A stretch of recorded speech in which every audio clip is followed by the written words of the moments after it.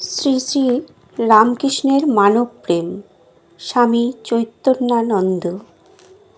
আপাতদৃষ্টিতে শ্রীরামকৃষ্ণের যে চিত্রটি চোখের সামনে ভেসে ওঠে তা হল তাঁর ঈশ্বর প্রেমে তন্ময়তা, ঈশ্বরের নামে গানে উন্মত্ততা, গভীর সমাধিতে নিমগ্নতা, সাধনার দ্বারা বিভিন্ন ধর্মের সারতত্ত্বকে উপলব্ধি, তাঁর সহজ সরল শিশুর মতো জগজ্জননীকে আশ্রয় করে থাকা ইত্যাদি।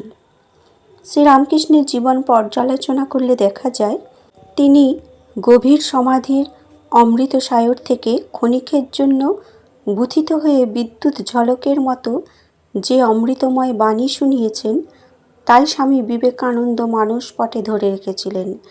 পরবর্তীকালে তিনি জগৎবাসীকে সেই বাণী শুনিয়ে মোহিত করেছিলেন। সেই অমৃতময় বাণীরই বাস্তব প্রয়োগ করেছিলেন শিবজ্ঞানী জীব সেবারূপ জনকল্যাণমূলক কাজের মাধ্যমে। শ্রীরামকৃষ্ণ দুঃখক্লিষ্ট নিরন্ন মানুষকে ঈশ্বরজ্ঞানে সেবা করে প্রথম পথপ্রদর্শন করেন। স্বামী বিবেকানন্দ স্বীয় জীবনকে মানব কল্যাণে উৎসর্গ করেছিলেন শ্রীরামকৃষ্ণের জীবন অনুসরণ করেই। শ্রীরামকৃষ্ণের মানব প্রেমের উৎস। শ্রীরামকৃষ্ণ সাধনার দ্বারা ঈশ্বরের সাক্ষাৎকার, মানুষের যথার্থ সত্তার উপলব্ধি করেছেন। এই উপলব্ধি হলে মানুষ দেখতে পায় সর্বভূতে ঈশ্বর, পরমাত্মা বিরাজমান। অপরের সুখ দুঃখ নিজের বলে অনুভব করে। সে নিজেকে যেমন ভালোবাসে অপরকেও তেমনি ভালোবাসে। ঈশোপনিষদে আছে, ঈশা বাস্যমিদং সর্বং যৎ কিঞ্চ জগত্যাং জগৎ। পরিদৃশ্যমান এই বিশ্বজগতে যা কিছু আছে সব ঈশ্বরের দ্বারা আচ্ছাদিত।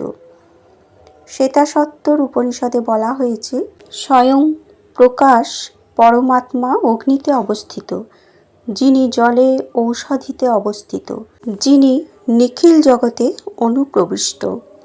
শ্বেতাসত্তর উপনিষদে আরও বলা হয়েছে, অদ্বিতীয় জ্যোতিস্বরূপ পরমাত্মা সর্বপ্রাণীতে প্রচ্ছন্নভাবে অবস্থিত, যিনি সর্বব্যাপী সকল প্রাণীর অন্তরাত্মা। শ্রী ভগবান গীতাতে বলেছেন, যোগী সর্বপ্রাণীতে আমি অধিষ্ঠিত আছি জেনে সর্বপ্রাণীর সঙ্গে নিজেকে অভিন্ন মনে করে আমার ভজনা করেন। ভাগবতেও শ্রী ভগবান বলেছেন, অহং সর্বেষু ভূতেষু ভূতাত্মাবস্থিত সদা। আমি অন্তর্যামী রূপে সর্বদা সকল প্রাণীতে অবস্থান করি। উপনিষদ, গীতা বা ভাগবত পুরাণের উপরিউক্ত তত্ত্ব শ্রীরামকৃষ্ণ স্বীয় জীবনে উপলব্ধি করেছেন এবং তা বাস্তব ঘটনার মধ্যে প্রকাশিত হয়েছে। দৃষ্টান্ত হিসেবে দুটি ঘটনার উল্লেখ করা যায়। একদিন দক্ষিণেশ্বর কালীবাড়ির চাঁদ নিযুক্ত গঙ্গার ঘাটে দাঁড়িয়ে শ্রীরামকৃষ্ণ ভাবাবিষ্ট অবস্থায় গঙ্গা দর্শন করছিলেন। ঘাটে তখন দুটি নৌকার মাঝিদের মধ্যে কোনো বিষয় নিয়ে ঝগড়া বেঁধেছিল। হঠাৎ অপেক্ষাকৃত সবল মাঝিটি দুর্বল মাঝিটির পিঠে সজোরে এক চড় মারল। শ্রীরামকৃষ্ণ হঠাৎ যন্ত্রণায় কাতর হয়ে চিৎকার করে কেঁদে উঠলেন। তাঁর কাতর ক্রন্দন শুনে কালী মন্দির থেকে ভাগ্নে হৃদয় ছুটে আসেন। দেখেন তাঁর পিঠ আরক্ত হয়ে ফুলে উঠেছে, তিনি যন্ত্রণায় কাঁদছেন। হৃদয় ক্রোধে চঞ্চল হয়ে বারংবার বলতে লাগলেন, মামা, কে তোমায় মেরেছে দেখিয়ে দাও, আমি তার মাথাটা ছিঁড়ে দিই। পরে শ্রীরামকৃষ্ণ একটু শান্ত হলে হৃদয় জানতে পারলেন যে মাঝিদের ঝগড়া এবং মারপিটের ফলে তার পিঠে ওই আঘাতের দাগ। দ্বিতীয় ঘটনাটিও দক্ষিণেশ্বরে ঘটেছিল। কালীবাড়ির প্রশস্ত উদ্যান থেকে বিনামূল্যে ঘাস কেটে নেওয়ার অনুমতি পেল এক বুড়ো ঘেষেরা। সে মনের আনন্দে সারা দিন ধরে প্রচুর ঘাস কাটল। বিকালবেলা মোট বেঁধে নিয়ে যাওয়ার সময় সে আর বোঝাটা তুলতেই পারে না। বোঝাটা বারবার মাথায় তোলার চেষ্টা করেও ব্যর্থ হচ্ছে। এই দৃশ্য দেখতে দেখতে শ্রীরামকৃষ্ণ ভাবাবিষ্ট হয়ে পড়েন।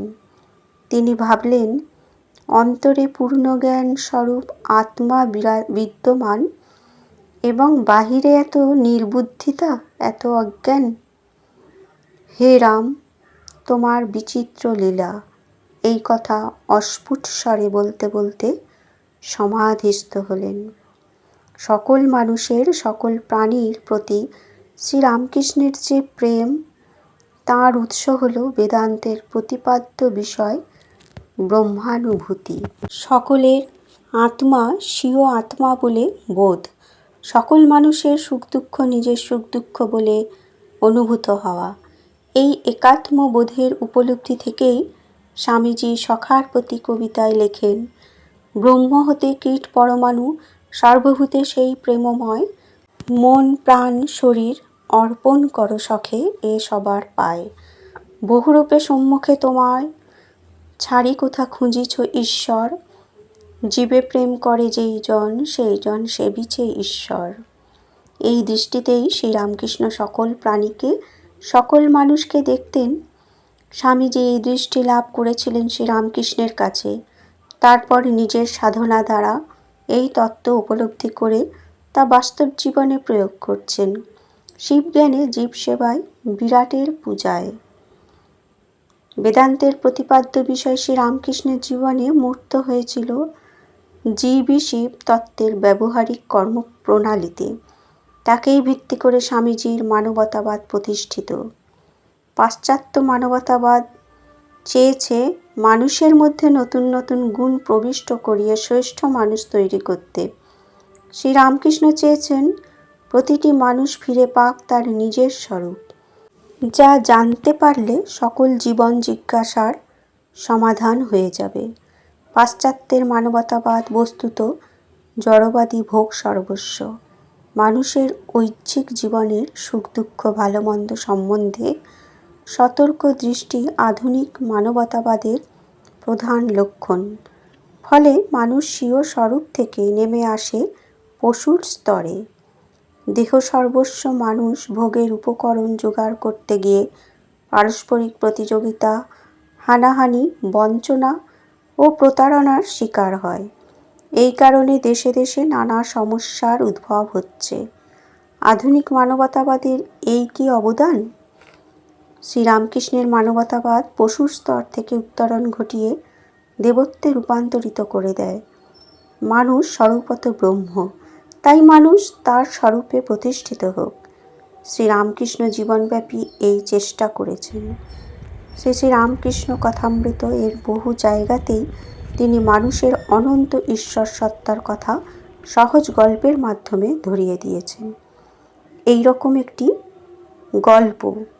একটা ছাগলের পালে বাঘ পড়েছিল।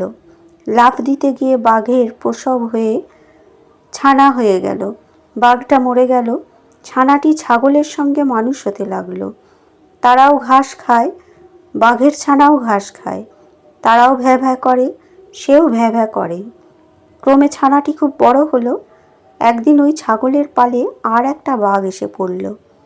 সে ঘাস খেকো বাঘটাকে দেখে অবাক। তখন দৌড়ে এসে তাকে ধরলে সেটাও ভ্যাঁ ভ্যাঁ করতে লাগলো। তাকে টেনে হিঁচড়ে জলের কাছে নিয়ে গেল। বলল, দেখ, জলের ভিতর তোর মুখ দেখ, ঠিক আমার মতো দেখ, আর এই নে খানিকটা মাংস, এইটে খা। এই বলে তাকে জোর করে খাওয়াতে লাগলো। সে কোনো মতে খাবে না, ভ্যাঁ ভ্যাঁ করছিল। রক্তের আস্বাদ পেয়ে খেতে আরম্ভ করলে। নূতন বাঘটা বললে, এখন বুঝেছিস, আমিও যা তুইও তা। এখন আয় আমার সঙ্গে বনে চলে আয়। এখানে বাঘের ছানা সাধারণ মানুষ বাঘরূপী ঈশ্বরেরই সন্তান, স্বরূপত ঈশ্বর। রক্তের আস্বাদ অর্থাৎ তার সত্তা সম্পর্কে চেতনার জাগরণ।